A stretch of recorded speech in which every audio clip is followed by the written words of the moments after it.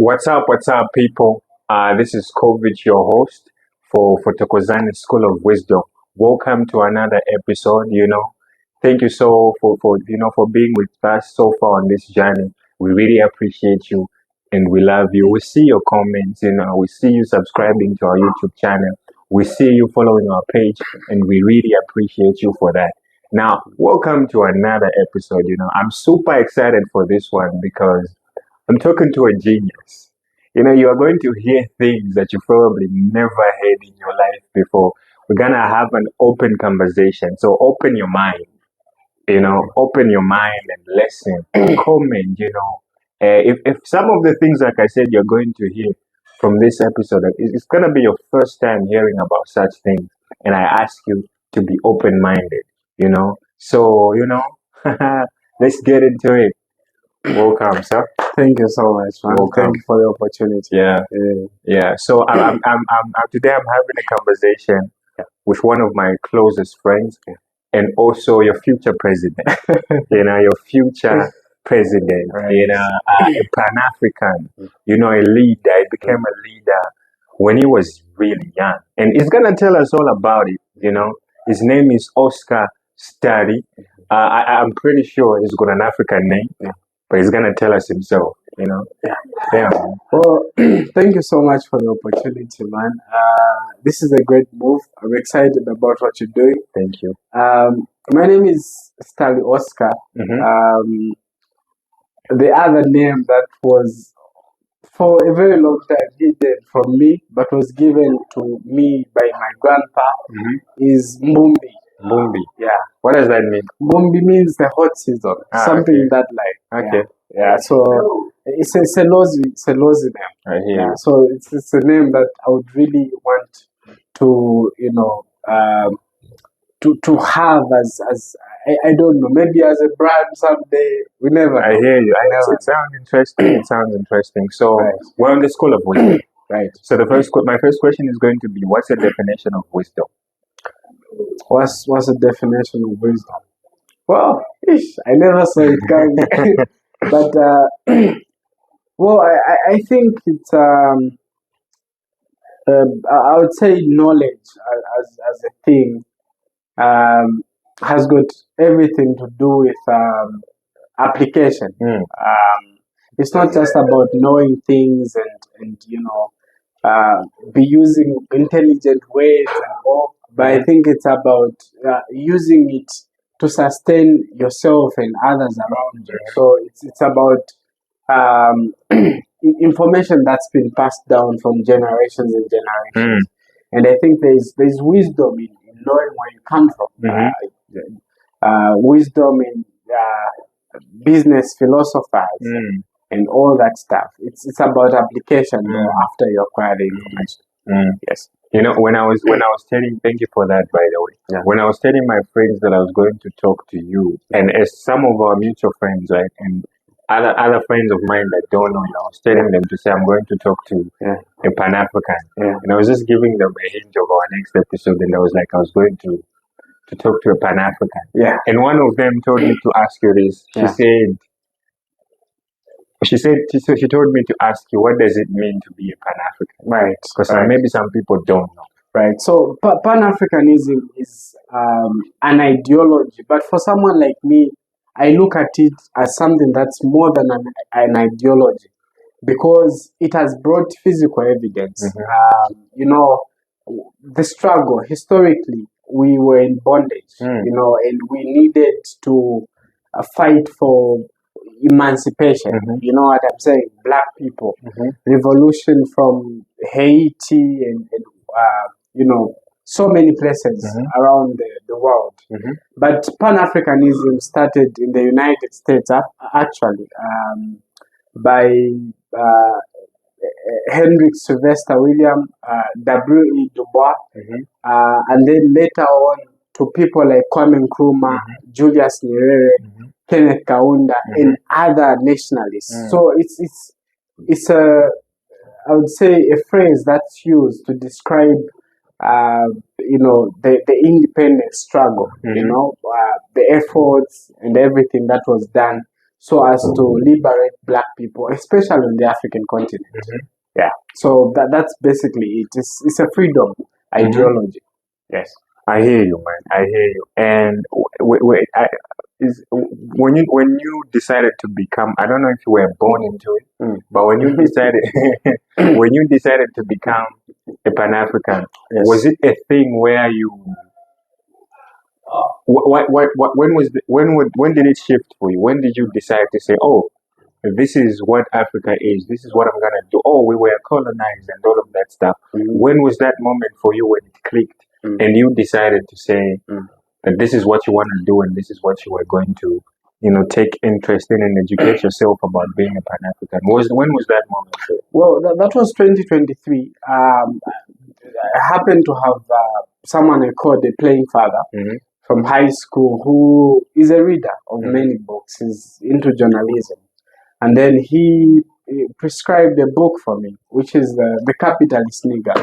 The what? The Capitalist Nigger. Oh, okay. Yeah, so this is a book that talks about Africa as a whole when it comes, you talk about industrialization, you talk about religion, the impact, you talk about culture, you talk about lagging behind in terms of development and all that stuff. So this is a book that really provoked me, and I think I would urge every African out there to read this book. It's a very good book because it gives you insights and details on things that you never knew. It talks about the Indians. Talks about. So for me, it was about what can I do also for my people if I can learn from the Indians and the best education. Before you talk about the money in investing, in somebody, either you're a venture capitalist or something, the most important resource is the mind. Yeah. Because if someone is intellectually bankrupt, if someone is an intellectual dwarf, it becomes very hard to succeed. The world rarely favors intellectually bankrupt people. So I think that's the most important resource for me. I want to educate and speak to Africans about what they have to know. That's really deep. And when did you start that journey? And how is it going so far? Like, what do you feel? Ever since you decided to say this is the route I want to take. Yeah, I want to educate Africans. And how has it been so far? That transition. Did people start to look at you like, this guy is weird? This guy is crazy. There's a lot of bumps, man. And unfortunately, you'll find this from the so-called educated people in society. That have got degrees and whatnot, who have argued against me, telling me, no, your idea is not viable. African unity is nothing. And someone told me and made reference to the Bible, the Tower of Babel, saying, no, God doesn't like unity and stuff. This is why even the Tower of Babel it couldn't work. But I understand that African people have been thoroughly miseducated. So first of all, I knew that I have to be patient. You have to be patient when you're working with Africans because it's not their fault. Most of them, it's there's a lot of brainwashing. There's a lot of miseducation, So I knew there were a lot of people. I still argue with a lot of people even today, but I understand. It's a very slow process because colonization, slavery combined took about 400-500 years. So you can't take it out in just 5 years. The inferiority complex is always there. So expect to have Africans poke you, backstab you, say a lot of things. And in fact, by the way, you liberate yourself by doing that mentally. And you know what's crazy? I think you are the one who said this to me sometime back. You said the thing when you're trying to fight for Africa, the problem is one hand is fighting your own people. Benjamin Burombo. But I heard it from you. Yeah, that's the first time I heard it was from you. And the other hand is fighting the other side. You fight with the other hand, to liberate Africans, And then you're but fighting you're fighting, you're preventing other Africans from but they're fighting fighting you. Yeah. And it's a battle. It's a And nuisance. do you feel like that's one of the reasons why it's taken longer than it should for Africans to unite, to reunite? Yeah, you know, it's sometimes. By the way, where are we ever united as Africans? Where are we ever united? You know, well, looking at the cultural similarities, looking at the Bantu languages, it can show to say Oh, yeah. they are symbols of what what I'm saying. Unity, yeah. Africans moved freely from one part of Africa to another. Of course, some were moved by the labor migrations from Malawi. My grandfather, for example, is from Malawi. You know, my grandmother from my mother's side is from Namibia. You know what I'm saying? So it shows you the free movement that was there. Of course, my grandfather was brought here by train, abused by the white colonizers, former colonizers, and all. But unity has always, societies will always have, conflicts. We had our ups and downs. But this official border thingy is because you find the Zulus in South Africa, you find the Zulus in Zambia, you find the Tongas in Zimbabwe, the Tongas in. So really, we can manage our differences, So whether or not it was their family, known or unknown to the people who were there, but I think they were more intelligent. If people can move, barter trade, and all, that is intelligence. You know what I'm saying? So unity is there. I hear you. Was there rather. I hear you. I mean, you speak about unity. Before we even take it to the nation at large, or the nations in short, the African nations. Yeah. Just speaking of our own countries as Africans, particularly Zambia. Yeah. Do you think it's easy to unite as a continent when we can't? It's possible to. Do you think it's possible to unite as a continent when we can't unite as a country? As a country, like tribalism. You have the Lozi saying this, you have the Bemba saying that, you have the Tonga, you have the Tumbuka. Yeah. It's like we're so divided. Yeah. Do you think now, are we not supposed to start from the lower level and then now start, curbing the situation from the upper level? So there must be a difference between the educated and uneducated individuals. There must be a big difference. For some of us that have gone to school and we know the prospects that are there when people come together and unite for mainly economic reasons, we have to stand on the rooftops and tell these individuals who are ideologically and intellectually bankrupt to stop persuading people in ethnic lines. There's a lot more we can do together collectively. You know what I'm saying? I've heard about. I listened to President Museveni, even though he's a dictator, but I think he's a very wise man. In some of his speeches, he's used a certain language in Uganda, and for someone that understands Tonga or Tokalea, I'm able to actually understand. It means the same thing. You know what I'm saying? So we can manage our tribal differences. You know what I'm saying? We, as Africans, when you go outside, they don't care about your Tonganese or national level Zambianness or Tanzanianness. They don't care about that. You're African in their eyes. So there's also this assumption, and this is why there's this assumption where Africa is looked at as a homogeneous society, even though there are many differences. So we can, if we don't allow these individuals who are intellectually bankrupt to persuade our people to, hold on to their ethnicities and make that be a barrier for African unity. I hear you. I want to talk about success a little bit. Success among us, but somebody jokingly said this to me. They say, when you're born in Africa, it's already 10-0. And I said, what? And it sounds funny, right? And I said, why do you say that? Because the chances of you succeeding are very minimal. compared to somebody born in the US. Yeah. And especially if that person is white. Yeah. What's your take on that? Well, first of all, it all comes back to education. If we're educated about ourselves, we'll have pride in ourselves. Okay. So that is, we have to exercise the ghost of low self-esteem, low self-worth. And therefore, I'm saying we have to know ourselves, because when we understand that humanity began in Africa, it means that all manner of thinking began in Africa. If we know that education began in North Africa, West Africa, then we'd understand that it is possible. Anything that can be done anywhere in this world can also be done in Africa.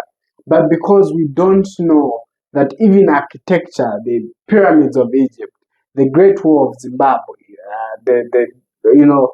all those architectural, that should instill some pride in us, to say we are capable. If the people that were there before us could do it, we could also do it. So it's not a 10-0. In fact, I've got a weird thought about it.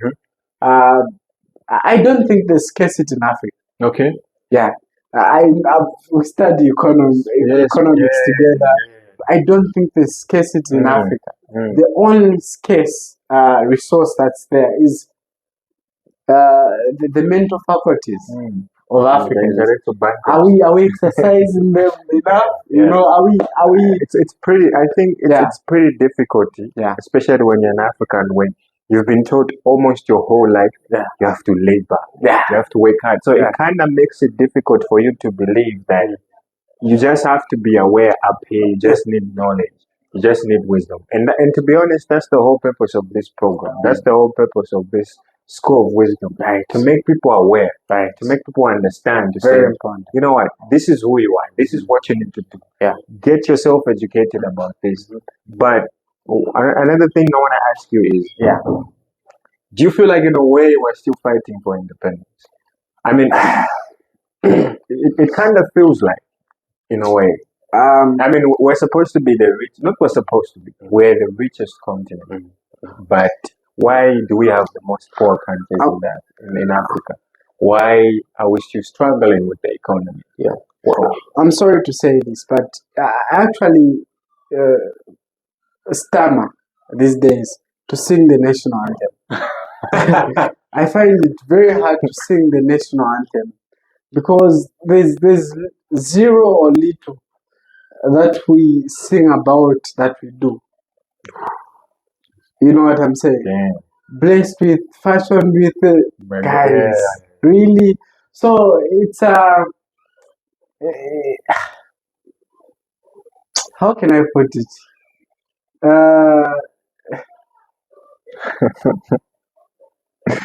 I don't know how to put this, because I think we don't understand. We just do things. Even it's just like poetry, national anthem. But if we really understood the purpose of that national anthem, it should give us a sense of self-esteem. To say we're supposed to stand on our own. If we're truly independent, why are we waiting for people to manufacture vaccines? If there's a guy in DRC who found some herbs which he actually produces to make tea now. I mean, it cures malaria. The religion they brought to us will tell you that that's which you're basically practicing. Before we get to that, it's about being given the crown without the jewelry. You know what I'm saying? So we could say we're independent. Black, red stands for blood.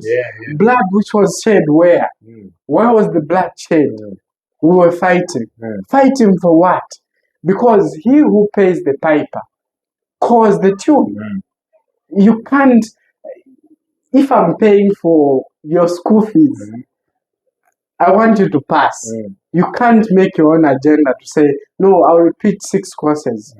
I'll pass later when I want. You're not the one who's paying the school fees. So economic independence is therefore more crucial You know what I'm saying? Young people have to be empowered. Sometimes we've got the mindset, we want to innovate, we want to invent, but the environment around you, people should understand that there is a paradigm shift. This employment is complex. So if people can create businesses and widen the revenue bases of their economies or countries and work together, because we're economical dwarfs. Economically, we're dwarfs. You know what I'm saying? You can't compete with the United States of America, which we're still talking about independence, whether or not we're independent. The United States of America, 51, 52 states, no tariff barriers, no excise duty. You can move from Texas to LA to Washington without paying nothing. And to an extension, there's also the Canada-Mexico market. You know what I'm saying? So if I'm to provide GDP growth, those people are on top because they understand the number, the importance of numbers. The Chinese are 1.4 billion people. The Indians 1.4 billion people. Africans 1.4 billion people. India, one country. No border. The whole continent, man, it's 1.4 billion. China, one country. So economic independence is the most crucial, and not just slogans and saluting. Oh, okay, we're independent.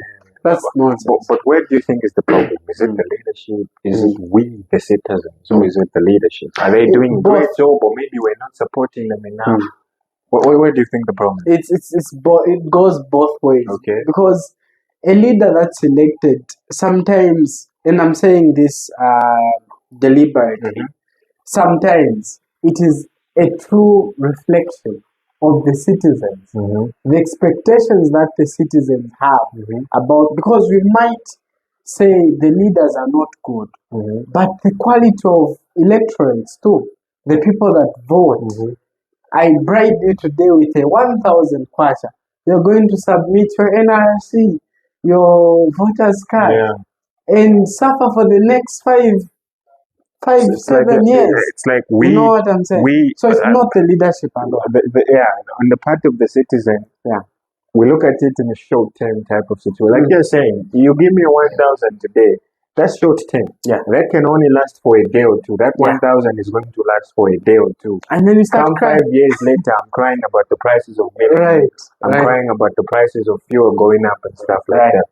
Speaking of success, and you talked about Indians, before we even go there, you also spoke about colonization. How much impact do you feel or do you see, and you're like, you know what, we're still doing that because of white people. We're only living like that because of white people.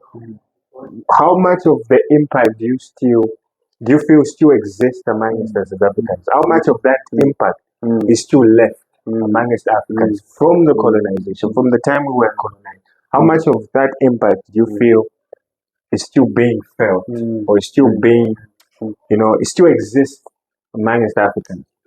We needed to break mental chains.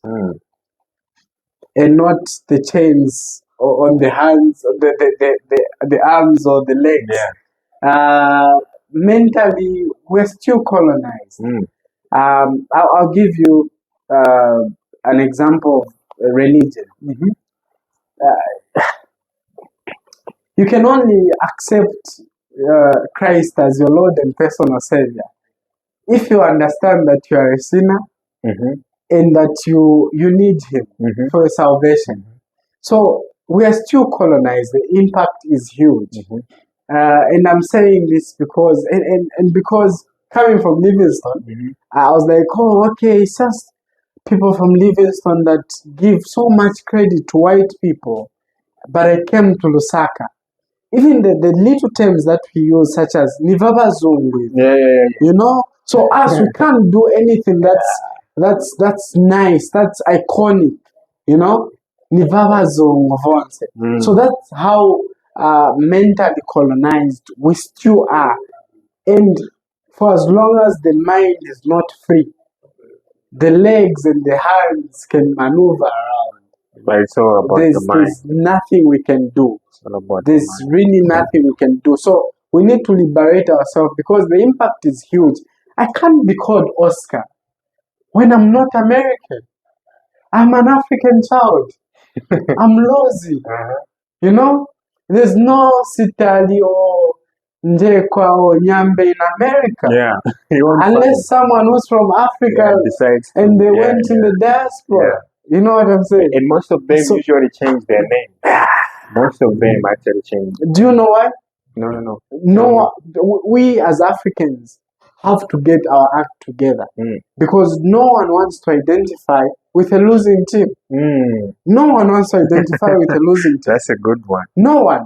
Because even if we talk about connectivity between Africans in the diaspora and Africans on the motherland, we Africans have got to get our act together and say we are leading in all sectors. I can talk about mining and whatnot, and take responsibility.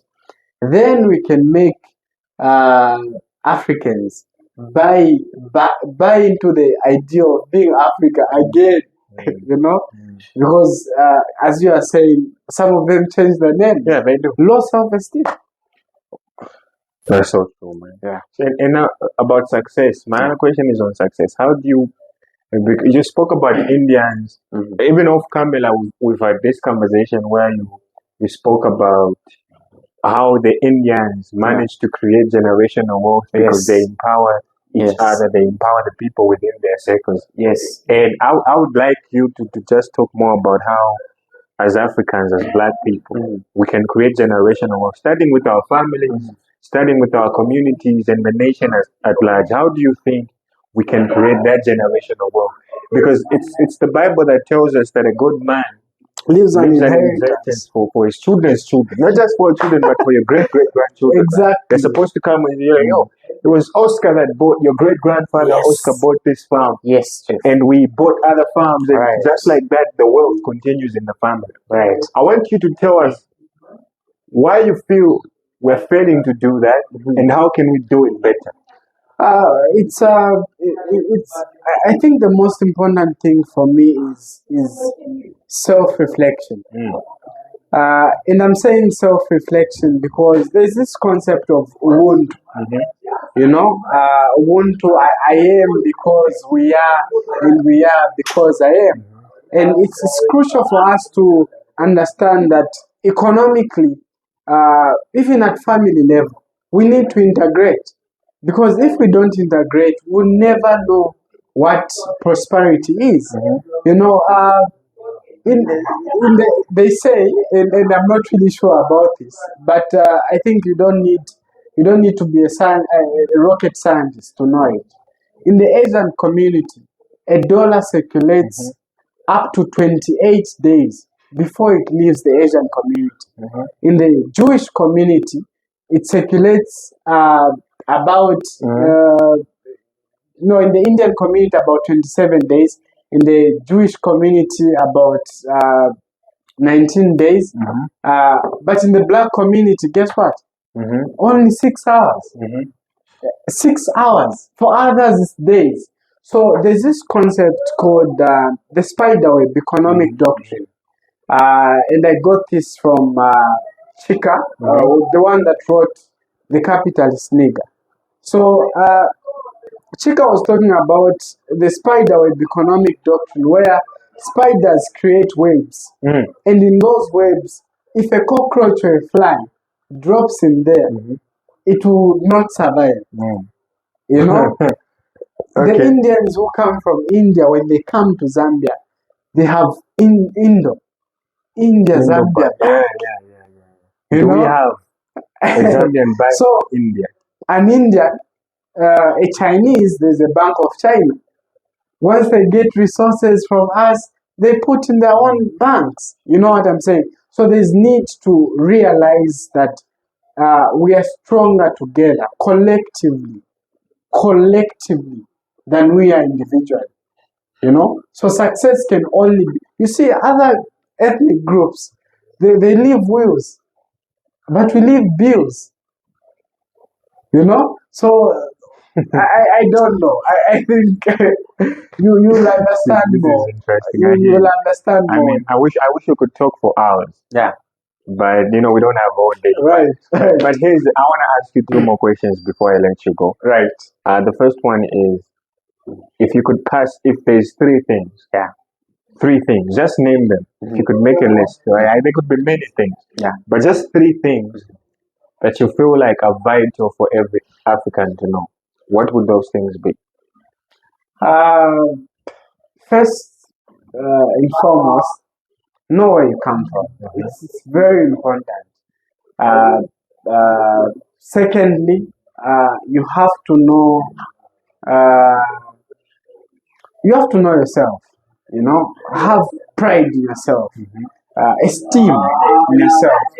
The last thing is learn some skills. Education is about sustainability. Can you sustain yourself and those around you?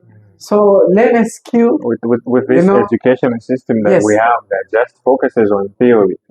Yeah, It's so crazy. it's So intellectual you masturbation. definitely have to learn a skill. Exactly. My last question is, Yes.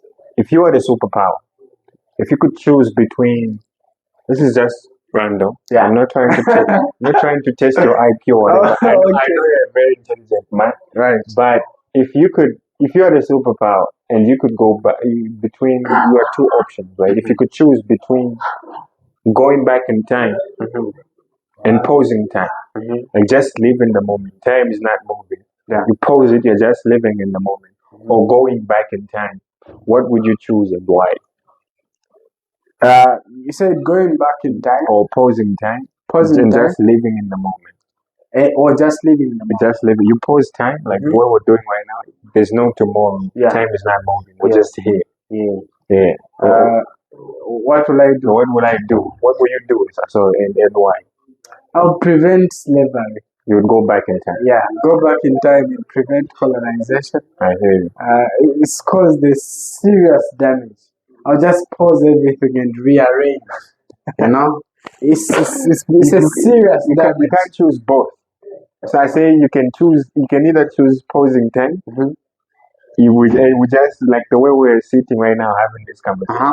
It continues like this. There's no tomorrow. Yeah. There's no going back. Pausing time And going back in time.